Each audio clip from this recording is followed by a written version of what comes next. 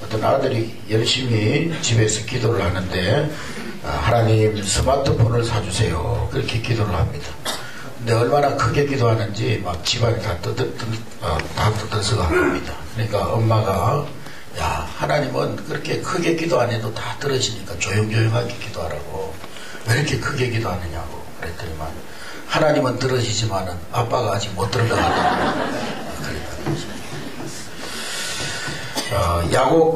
야곱의 일가족 70명이 애굽에 들어간 지 430년 만에 애굽에서 나오게 됩니다. 그것을 출애굽 사건이라고 하는데 들어갈 때는 70명이 들어갔는데 야곱의 가족 70명이 들어갔는데 나올 때는 장정만 60만 명 거기에다가 부녀자들 어린아이들까지 다 합치면은 아마 어림잡아 한 200만 명 정도 되는 그런 200만 명이 넘는 그런 사람들이 나왔습니다. 성지순례에 가가지고 그 이스라엘 백성들이 걸어갔던 이 광야길을 저도 경험을 해봤습니다. 근데 그 광야길은 끝없는 그런 끝이 보이지 않는 그런 광야길입니다. 풀도 없고 또 물도 없고 그 힘든 그 광야길을 200만 명이나 넘는 사람이 40년 동안 걸어다닌 것입니다. 근데 더 놀라운 것은 그 40년 동안 그 수많은 사람들을 모세 한 사람이 그들을 이끌었다는 사실입니다. 우리는 이 지도자 모세의 고통과 고생을 짐작하고도 남음이 있습니다. 물론 200명의 그 백성들 가운데 대부분은 모세의 권위 앞에 순종하고 지도를 따르고 또 고분고분한 그런 순종의 사람들이었겠지만은 그 중에는 모세를 대하여서 대들고 반역하고 문제를 일으키고 또 다른 사람들을 선동해서 대적하는 그런 사람들도 있었습니다. 어떤 사람은 모세를 지도자로 인정할 수 없다면서 대드는 사람, 또 누가 너를 지도자로 세웠냐면서 따지는 사람, 어떻게 너만 지도자라고 나설 수 있느냐 그러면서 덤비는 사람, 별별 사람들이 다 있었습니다. 그런데 모세는 어렵고 힘들 때 그런 대적에 이제 부딪힐 때 괴롭고 답답할 때 큰 일이 앞을 가로막을 때 자신의 지도력이 흔들릴 때 그때마다 모세는 땅바닥에 엎드려 기도했다는 사실입니다. 출애굽기와 민수기를 보면은 모세가 엎드렸다는 말들이 자주 언급이 되고 있습니다. 엎드렸다는 것은 바로 모세가 하나님 앞에 기도했다는 것을 말하는 것입니다. 어떻게 해야 우리가 성공하고 복을 받고 신앙생활하면서 축복된 신앙생활, 행복한 신앙생활을 할 수 있습니까? 그렇게 물어보는 사람들이 있습니다. 해답은 간단합니다. 그 대답은 간단합니다. 그것은 우리가 하나님께 기도하면 된다는 것입니다. 기도의 사람은 최고의 축복을 누리게 됩니다. 기도의 사람은 날마다 응답을 누리게 되는 것입니다. 기도하면 은혜 받고 문제가 풀리고 길이 열린다는 것은 불변의 진리요 해답인 것입니다. 그러므로 어떤 사람들은 목사님 시간이 없어서 기도 못합니다. 목사님 나는 애들이 어려서 기도에 못 나옵니다. 제일 바보 같은 사람이에요. 기도는 최고의 축복을 누리는 시간입니다. 기도는 시간 낭비가 아닙니다. 기도하는 시간은 하늘의 모든 보고가 열려지는 시간입니다.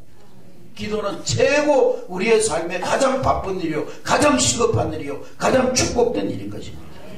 목사님 시간이 없어서 기도 못합니다. 바보 같은 얘기입니다. 기도하면 하나님께서 반드시 응답해 주십니다. 시간 없어서 기도 못한다 그러면서요 우리 여자분들 보면 전화는 한 2시간씩 전화도 못 들고 있더라고요. 어떤 부인이 막 얼마나 지가 전화를 오래 하는지 한 번 하면 2시간씩 하는 사람이 있어요. 근데 이상하게 한 전화가 걸려 30분 만에 끊는 거예요. 그래서 남편이 물어봤어요. 아니 어떻게 전화를 그렇게 빨리 끊었냐고. 잘못 걸려온 전화라고.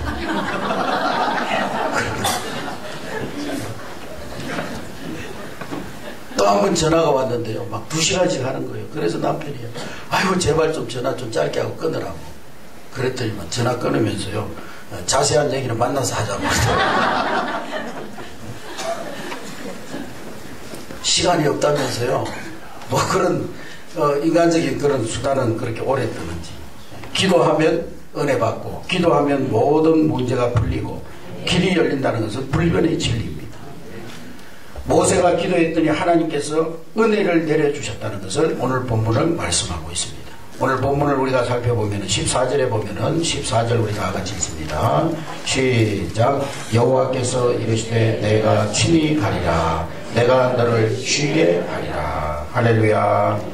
거기 보니까 하나님께서 내가 너와 친히 가리라. 친히 간다는 말의 원뜻을 보면은 동행한다, 함께한다 그런 뜻이 있습니다. 따라합시다. 기도하면 하나님께서 함께 하시고 동행하신다. 할렐루야. 기도하는 시간은 하나님이 나와 함께 하는 시간이요, 나와 동행하는 시간입니다. 기도하는 삶을 사는 사람은 하나님과 동행하는 삶을 살게 되는 것입니다. 이사야 43장 2절에 보면 네가 물 가운데로 지날 때, 강을 건널 때, 불 가운데로 행할 때 내가 너와 함께 할 것이니라 그랬습니다. 또 그토록 철저히 함께하는 이유가 뭐냐? 이사야서 43장 7절에 보니까 그들을 내가 지었고 만들었기 때문이다 그랬습니다. 하나님은 언제 어디서나 함께 하신다는 약속을 성취하기 위해서 친히 인간의 몸으로 우리 가운데 내려오셔서 우리와 함께 하시는 임마누엘이 하나님이신 것입니다. 그래서 성경은 하나님이 우리와 함께 하신다는 말을 임마누엘 그랬습니다. 그뿐입니까? 마태복음 28장 20절에 보면 볼지어다 내가 세상 끝날까지 너희와 항상 함께 있으리라. 세상 끝날까지 하나님은 우리와 함께 하시는 것입니다. 여러분, 부모 없는 아이들을 구하라고 그럽니다. 구하라고 하는 뜻은요, 외롭게 홀로 있는 아이다 그런 뜻이 있습니다. 그러나 고아들도 보면 친구도 있고 보육원의 원장님도 계시고 선생님도 있습니다. 그런데 고아가 왜 괴로우냐? 그를 낳아주시고 그를 진심으로 품어주시고 사랑해주시고 그의 요구를 진정으로 들어주시는 부모님이 곁에 없기 때문에 고아라고 하는 거예요.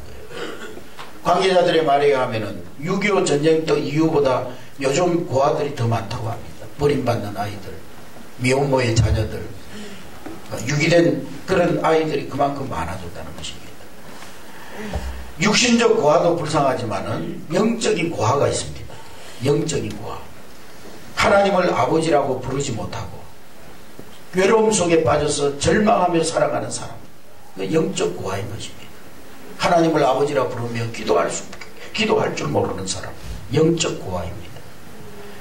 저는 초등학교 5학년 때 고향을 떠나가지고 서울로 유학을 갔는데요.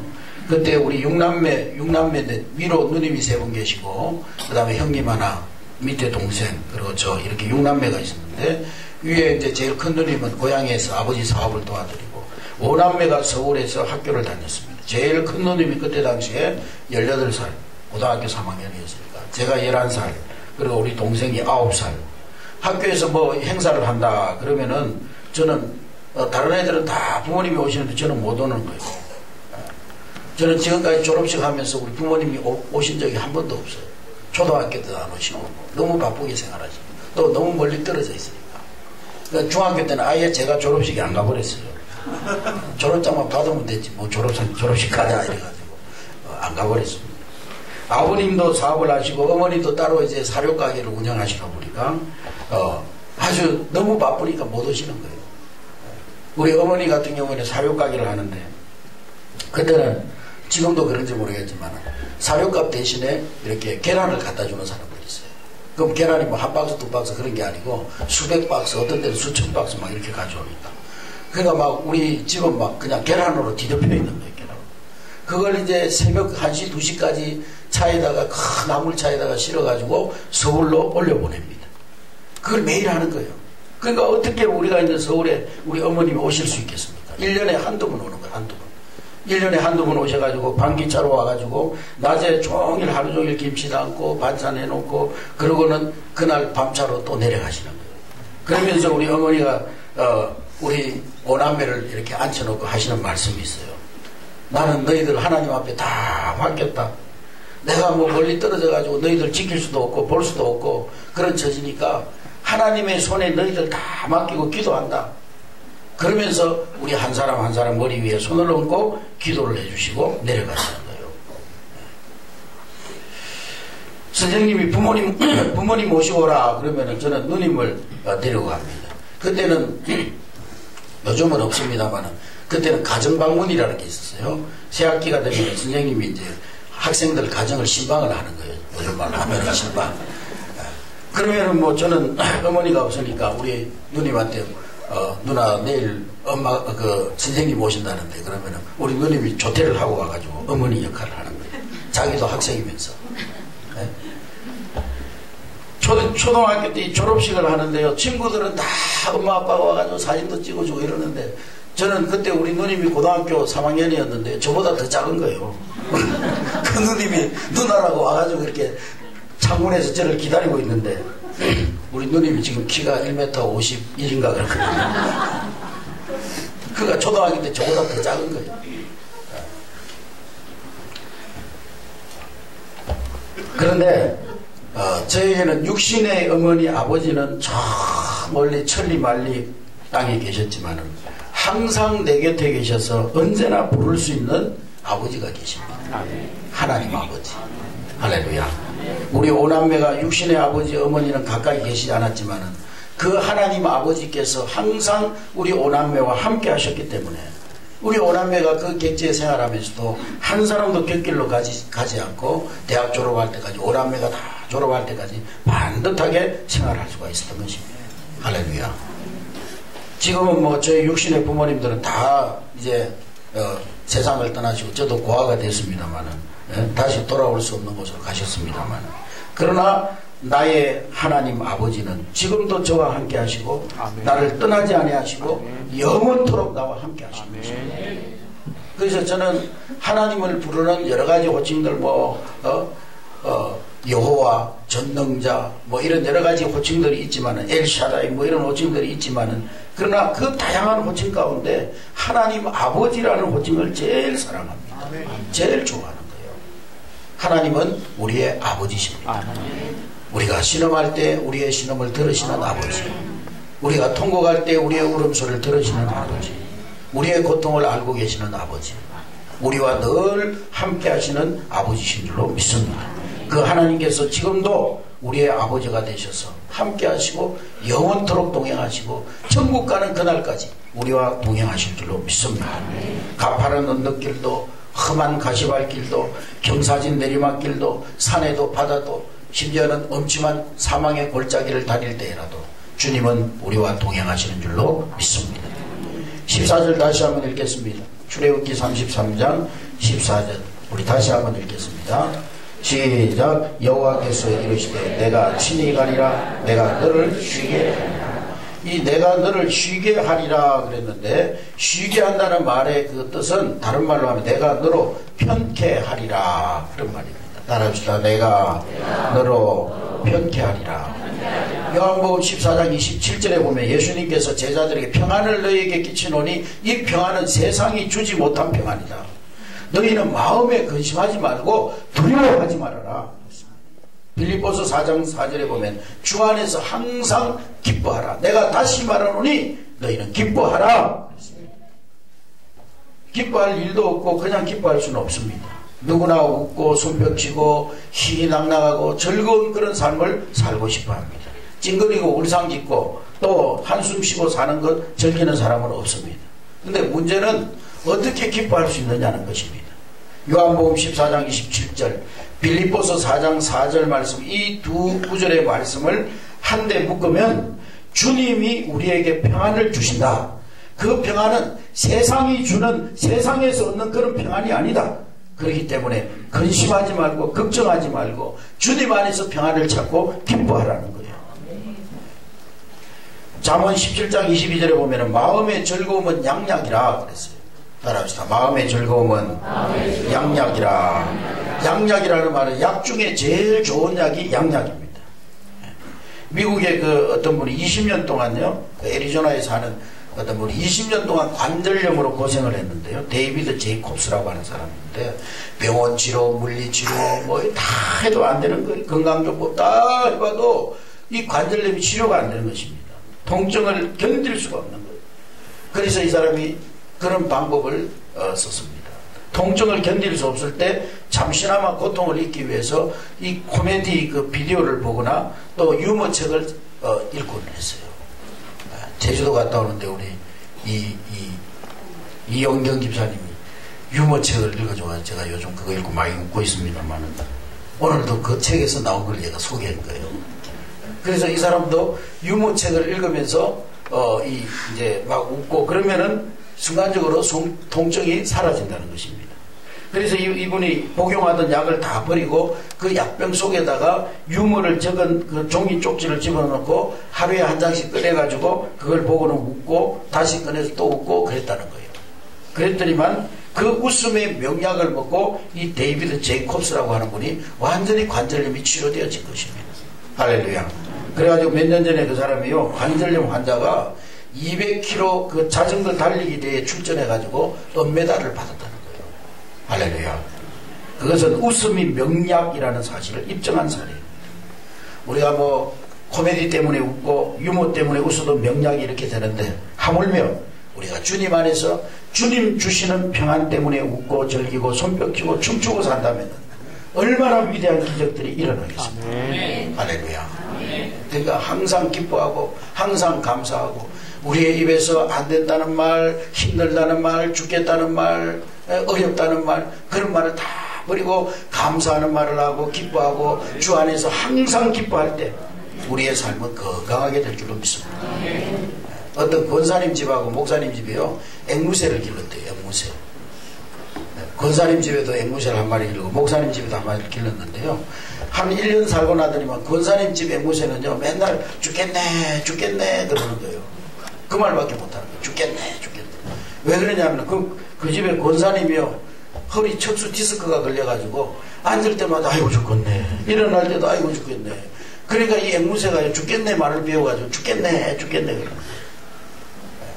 근데 목사님 집 앵무새는요, 주여 저의 소원을 이루어 주시옵소서, 주여 저의 소원을 이루어 주시옵소서. 목사님이 항상 집에서 주여 저 성도들의 소원을 이루어 주시옵소서 그렇게 기도합니다. 그래서 권사님이요 그 앵무새 버릇을 고치려고 앵무새를 목사님 집 앵무새하고 같이 세장에다 넣어놨대요. 그런데 며칠 만에 죽어버렸대요. 왜 죽었느냐, 이 앵무새가 아이고 죽겠네 그러니까 옆에 있는 그 목사님 앵무새가 주여 저의 소원을 들어주시옵소서.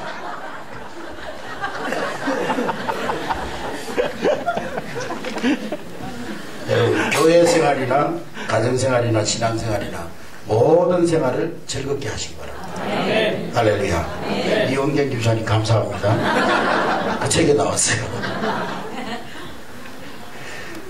싸우고 소리치고 시기하고 질투하고 그렇게 살아서는 안 되는 거예요. 교회 오면 서로 반갑고 기쁘고 만나는 것이 즐겁고 막 한 주간 동안 막 성도들이 그립고 막 보고 싶고 막 목사님이 보고 싶고 막 권사님이 보고 싶고 막 기쁘게 신앙생활. 참 평안, 영원한 평안을 주시는 주님과 함께 주님 안에서 기뻐하며 살아가는 여러분 될 수 있기를 주의 이름으로 축원합니다. 평안을 너에게 주노라. 이 평안은 세상이 줄 수 없는 평안, 세상이 알 수도 없는 평안. 기쁨을 너에게 주노라. 이 기쁨은 세상이 알 수도 세상이 줄 수도 없는 평안. 이 기쁨을, 이 행복을 너희에게 주노라. 할렐루야. 주님의 기쁨으로 주님의 평안으로 행복한 여러분 될 수 있기를 주의 이름으로 축원합니다. 17절 우리 다 같이 읽습니다. 17절 시작. 여호와께서 모세에게 이르시되 내가 말하는 이 일도 내가 하리니 너는 내 목전에 은총을 입었고 내가 이름으로도 너를 알미니라. 또 19절 읽습니다. 시작. 여호와께서 이르시되 내가 내 모든 선한 것을 내 앞으로 지나가게 하고 여호와 이름을 내 앞에 선포하리라. 나는 은혜 베풀 자에게 은혜를 베풀고 긍휼히 여길 자에게 긍휼을 베푸느니라. 할렐루야. 하나님은 우리에게 은혜를 베풀어 주신다 그랬습니다. 하나님의 놀라운 은혜를 받는 여러분 되시기 바랍니다. 근데 문제는 누구에게 은혜를 주시느냐, 누가 은혜를 받느냐. 첫째로는 은혜를 사모해야 합니다. 따라합시다. 하나님은 사모하는 자에게 은혜를 주신다. 하나님 우리 자녀들을 축복해 주시옵소서. 사모하는 마음으로 기도에 참여하면 하나님 은혜 주시는 거예요. 사모함이 없으면 뭐 하든 말하든 나하고 뭔 상관이냐, 잠이나 자야지. 그러면 상관이 없는 거예요. 나하고 은혜를 사모해야 돼요. 응답을 사모해야 돼요. 우리 자녀들이 축복받도록 사모하고 기도해야 되는 거예요. 시편 42편 1절에 보면 하나님 사슴이 시냇물을 사모함과 같이 시냇물을 찾기에 갈급함 같이 내 영혼이 주를 찾기에 갈급합니다. 갈급한 마음으로 하나님 앞에 나와서 말씀 듣고 기도하는 자에게 하나님은 은혜를 주시는 거예요. 내 영혼이 하나님 곧 생존하시는 하나님을 갈망하나이다 그랬어요. 너는 하나님을 바라라. 그 얼굴의 도우심을 인하여 오히려 찬송하리로다 그랬어요. 여러분, 목마른 사슴이 물을 찾아 정말 갈급한 마음으로 바라고 찾고 구하듯이 하나님을 바라고 하나님의 은혜를 구하고 하나님의 은혜를 찾는 여러분 되시기를 바랍니다. 그 사람이 은혜 받는 거예요. 그 사람에게 은혜를 주시는 거예요. 찬송을 해도 하나님 앞에 정말 온 열정을 다하여 하나님 앞에 찬양하며 나갈 때 찬양을 통해서 하나님 은혜 주시는 거예요. 말씀을 들을 때도 그 말씀이 나에게 주시는 말씀으로 간절한 심령으로 들을 때 그 말씀이 나를 새롭게 하는 거예요. 기도할 때도 정말 열정을 가지고 기도할 때 그 기도가 하늘 보좌에 상달되는 것입니다. 누가복음 11장 9절에 보면 구하라 찾으라 두드리라 그리하면 너에게 주실 것이요 찾을 것이요 문이 열릴 것입니다. 시편 107편 9절에 보면 저가 사모하는 영혼을 만족해 하시고 줄인 영혼에게 좋은 것으로 채워주신다. 할렐루야.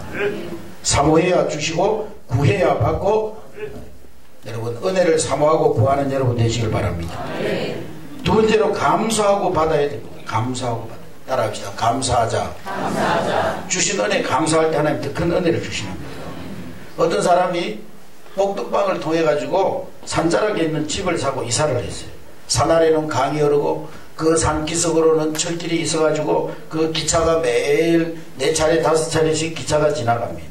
기차가 지나갈 때 사너리를 잘라서 뚫어놓은 굴이 있는데 그 굴을 지날 때 기적을 울립니다. 처음에는요 그게 얼마나 낭만적인지 물 흐르는 강물 소리, 기차 소리. 처음에 이사가 굉장히 낭만적이었는데요. 한 6개월쯤 지나다 보니까 그게 듣기가 싫은 거예요. 기적 소리가 매 나니까 아이고 시끄러워. 강물 소리가 나니까 아이고 저 강물 소리 지겨워. 처음에는 강물 소리, 기적 소리, 기차 지나가는 소리 낭만적이고 운치 있는 예술 작품 같았는데 듣기 싫다는 생각을 하기 시작하면서부터 그게 이제 소음으로 들립니다. 소음. 그래서 이 사람이요 밤에 잠을 이룰 수가 없습니다. 견디다 못한 이 사람이 철도청을 상대로 기적을 울리지 말 것, 또 하청 관리청을 상대로 강물 소리가 안 들리도록 우리 집 그 주변에다가 담장을 쳐줄 것, 또 주정부를 상대로 철길을 다른 데로 돌려갈 것, 그것을 고소를 제기한 거예요. 그랬더니만 철도청, 하청관리청, 주정부에서 역시 법원에다가 이 제의를 신청을 했습니다. 맞고소를 했어요. 판결이 났습니다. 6개월 지난 후에 법원에 판결이 났는데 기차 소리가 그렇게 싫고 물 흐르는 소리가 그렇게 싫으면 당신이 이사를 가시오. 그렇게 판결이 났다는 것입니다. 여러분, 그가 감사하며 살았다면 얼마나 멋진 자연 환경입니까? 근데 감사하지 못하니까 그렇게 된 거예요. 우리 사람은 그래요. 가진 것으로 감사하지 못하고 항상 없는 것 가지고 불평하고 원망하고 없는 것 가지고 막 없는 거는 막 그냥 귀하게 볼 줄 알고 하나님 주신 은혜에 대해서는 감사할지 모르는 사람 얼마나 많은지 감사하시기 바랍니다. 여러분들에게 주어진 환경, 가정, 또 가족, 또 여러분들에게 주어진 모든 직장, 그것을 인하여 감사할 수 있는 여러분 될 수 있기를 주의 이름으로 축원합니다. 아멘. 가래떡 부부가 있었는데요. 그 옆집에 인절미 부부가 살고 있었대요. 근데 가래떡 남편이요, 인절미 그 부인을 보니까 얼굴이 보시시해 한 게 얼마나 좋은지 그래 견눈질을 한 거예요. 그러니까 이 가래떡 부인이 눈치를 챘어요. 여보, 왜 그 인절미 여자를 보고 그렇게 자꾸 마음이 흔들리고 그러냐고. 그러니까 그 가래떡 남편이요, 솔직히 인절미 여자 얼굴은 예쁘지 않냐고. 그러니까 그 가래떡 부인이요, 아이 그거 다 화장발이라고 그러더라고요. 우리는 은혜 줄 자에게 은혜를 준다는 오늘 말씀을 주목해야 됩니다. 하나님은 19절 말씀을 보니까 19절 우리 다 같이 읽습니다. 시작. 여호와께서 이르시되 내가 내 모든 선한 것을 내 앞으로 지나가게 하고 여호와의 이름을 내 앞에 선포하리라. 나는 은혜 베풀 자에게 은혜를 베풀고 긍휼히 여길 자에게 긍휼을 베푸느니라. 하나님이 누구에게 은혜를 주신다고요? 은혜 베풀 자에게 은혜를, 은혜 받을 만한 자에게 은혜를 주신다는 것입니다. 여러분, 예수님은 온 세상 사람들을 위해서 오셨고 십자가에 죽으셨습니다. 그러나 다 구원받는 건 아니잖아요.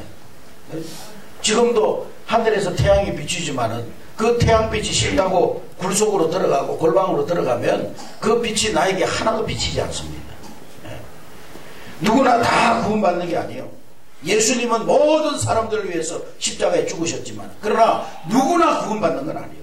저를 믿는 자마다 구원받게 되는 거예요. 십자가에 달리신 예수 그리스도를 믿는 사람만이 구원받고 영생을 얻게 되는 거예요. 구원받을 자에게 구원을 주시는 거예요. 은혜도 그래요. 응답도 그래요. 하나님 앞에 기도하는 것이 너무도 귀한다는 것을 알고 기도하는 시간에 하나님 앞에 나와서 기도하는 자가 응답받는 거예요. 아무나 응답받는 게 아니라요. 사모하는 자, 감사하는 자, 그러한 자에게 하나님께서 은혜를 주시고 응답을 주시고 축복을 주시는 거예요. 모세는 광야 40년 동안 기도하고 응답받고 은혜 받았습니다. 오늘 우리도 광야 같은 세상 살아갈 때에 기도하고 은혜 받고 기도하고 응답받는 저와 여러분 될 수 있기를 주의 이름으로 축원합니다. 기도가 세상의 그 어떤 시간보다도 가장 우선된 시간이 되어야 되고 가장 축복된 시간인 줄로 믿습니다. 할렐루야.